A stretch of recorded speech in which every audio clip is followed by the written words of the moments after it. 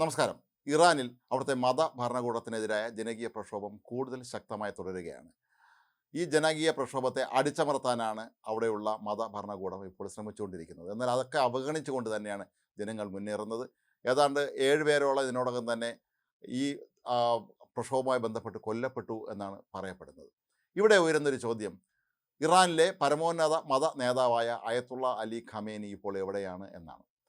Israel ഗാസയിൽ ഏറ്റുമുട്ടലിനെത്തിയ സമയത്തും അതുപോലെ അമേരിക്കയുടെയും ഇസ്രായേലിൻ്റെ യുദ്ധവിമാനങ്ങൾ ഇറാന് നേർക്കെത്തിയ സമയത്തുമൊക്കെ തന്നെ ഇയാൾ അണ്ടർഗ്രൗണ്ടിലായിരുന്നു, അതായത് ഭൂഗർഭ അറയ്ക്കുള്ളിലായിരുന്നു എന്നാണ് പറയപ്പെടുന്നത്.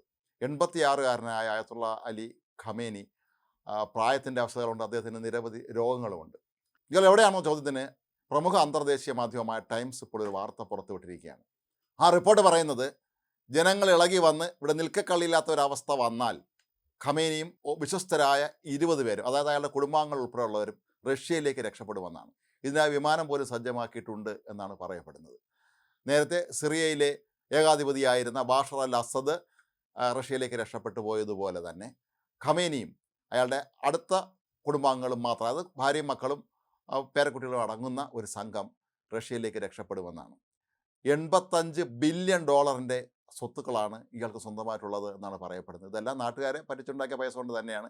കുറേ പണം ഇയാൾ ചാരിറ്റിയുടെ പേരിൽ സംഘടിപ്പിച്ചു എന്നും പറയപ്പെടുന്നുണ്ട്. ഏതായാലും പണമായും മറ്റ് വിലപിടിപ്പുള്ള വസ്തുക്കളുമായും എല്ലാം തന്നെ ആയിരക്കണക്കിന് കോടിയുടെ ആസ്തി ഇയാളുടെ കൈവശം ഇപ്പോഴുമുണ്ട്. റഷ്യയിൽ പോയാൽ ഖമേനിക്കും കുടുംബത്തിനും അവിടെ സുഖമായി ജീവിക്കാം എന്നുള്ള അവസ്ഥയാണ് ഇപ്പോഴുള്ളത്.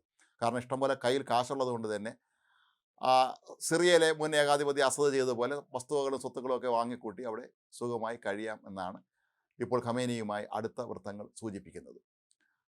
എന്നാൽ ഇതെങ്ങനെ സാധ്യമാകും എന്നൊരു ചോദ്യവും അവിടെ വരുന്നുണ്ട്. കാരണം ജനങ്ങൾ ഒരുപക്ഷെ ഇത് മുൻകൂട്ടി മനസ്സിലാക്കി വിമാനത്താവളം വരെ വളഞ്ഞു വയ്ക്കുകയാണെങ്കിൽ ഇയാൾക്ക് അവിടെ എത്താൻ കഴിയുകയില്ല എന്നുള്ള കാര്യവും ഉറപ്പാണ്. ബാഷർ അൽ അസദിൻ്റെ കാര്യം നമുക്ക് ഓർമ്മയുണ്ട്.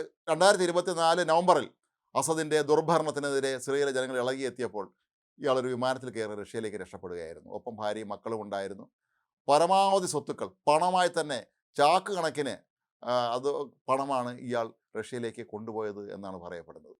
അതുപോലെ പരമാവധി ആസ്തികളുമായി റഷ്യയിലേക്ക് രക്ഷപ്പെടാനാണ് ഇപ്പോൾ ഈ ഖമേനി ശ്രമിക്കുന്നത് എന്നാണ് അവിടെ നിന്നുള്ള റിപ്പോർട്ടുകൾ സൂചിപ്പിക്കുന്നത്. മാത്രമല്ല ജനങ്ങൾ ഇറാനിലെ കിരീടാവകാശിയായി 1967 തന്നെ പ്രഖ്യാപിച്ചിരുന്ന റൈസ പഹലവിയെ തിരികെ എത്തിക്കണമെന്നും അദ്ദേഹം ഇന്ന് നാടിനെ നയിക്കണമെന്നും ഒക്കെ ആവശ്യപ്പെടുന്നുണ്ട്.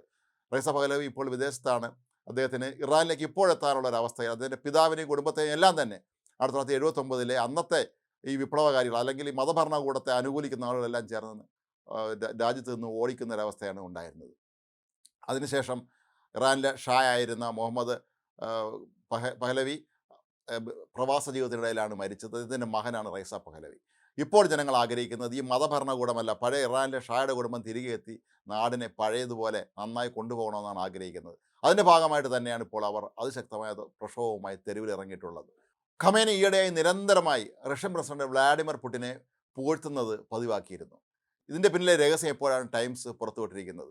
ഇയാൾ നിരന്തരമായി റഷ്യയുമായി ബന്ധപ്പെട്ട് തനിക്കിവിടെ ഒരു അപകടസ്ഥിതി വന്നാൽ, അതായത് നാട്ടുകാർ ഇവിടെ കയറി തല്ലാനെത്തിയാൽ പിന്നെ രക്ഷപ്പെടാൻ റഷ്യ മാത്രമേ ഉള്ളൂ എന്നുള്ള കാര്യം ഖമേനിക്ക് നന്നായിട്ട് അറിയാം. അതിനു മുമ്പ് മറ്റു പല രാജ്യങ്ങളെയും ഇപ്പോൾ രഹസ്യമായി സമീപിച്ചിരുന്നു എന്നാണ് പറയപ്പെടുന്നത്, ഒരു അഭയം നൽകുമോ എന്നറിയാൻ വേണ്ടി. പക്ഷേ ആരും തന്നെ ഈ ഖമേനിയെയോ ഇയാളുടെ കൂടെയുള്ള അപകടകാരികളായ അനുയായികളെയോ അടുപ്പിക്കില്ല എന്ന് ഉറപ്പായ സാഹചര്യത്തിലാണ് ഇയാൾ റഷ്യയിലേക്ക് രക്ഷപ്പെടാൻ ശ്രമിക്കുന്നത് എന്നാണ് പറയപ്പെടുന്നത്. ഇയാളുടെ മകനെ മൊച്ചബയായിരുന്നു ഇയാളുടെ പിൻഗാമിയായി നിശ്ചയിച്ചിരുന്നത്.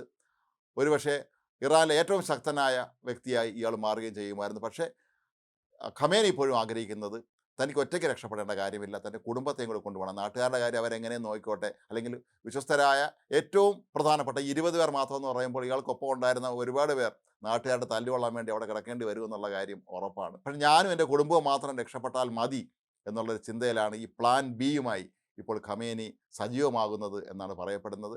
ഏതായാലും ഈ ദിവസങ്ങളിൽ വെനിസ്വേലയിലുണ്ടായ സംഭവങ്ങൾ നമ്മൾ കണ്ടതാണ്. ഒരുപക്ഷെ അമേരിക്ക അതുപോലെ ഇറാനിലും ഒരു ഇടപെടൽ നടത്തിയാൽ ഖമേനി അകത്താകും എന്നുള്ള കാര്യം ഉറപ്പാണ്. കാരണം അവർ ചെയ്തു കൂട്ടിയിട്ടുള്ള പാപകർമ്മങ്ങൾ അത്രയ്ക്കാണ്. അതുപോലെ വലിയ തോതിൽ ആണവായുധങ്ങൾ നിർമ്മിക്കുകയും ഇസ്രായേലിൻ്റെ പല രാജ്യങ്ങളെയൊക്കെ തന്നെ പരമാവധി തീവ്രവാദികളെ വിട്ട് പരോക്ഷമായി അവരെ ആക്രമിക്കുന്ന പ്രോക്സി വാർ നടത്തുന്ന ഒരു ശൈലിയാണ് ഇറാനുള്ളത്. അവിടുത്തെ ജനങ്ങൾ ഇന്ന് കയ്യിൽ 5 പൈസയില്ലാതെ നട്ടം തിരിയുന്ന ഒരു കാലമാണ്. അതുകൊണ്ട് തന്നെയാണ് ഒടുവിൽ അവർ തെരുവിലിറങ്ങിയിട്ടുള്ളത്. ഏതായാലും മോസ്കോയിലേക്ക് രക്ഷപ്പെട്ട് അവിടെ ഇനി വയസ്സാം കാലത്ത് സുഖജീവിതം നയിക്കാം, ഒപ്പം മക്കളുടെ കാര്യവും സുരക്ഷിതമാക്കാം എന്നുള്ള സ്വപ്നങ്ങളിലാണ് ഖമേനി ഇപ്പോഴുള്ളത്. പക്ഷേ ഇത് എത്രത്തോളം യാഥാർത്ഥ്യമാകുമെന്ന് കണ്ടു തന്നെ അറിയേണ്ടിയിരിക്കുന്നു.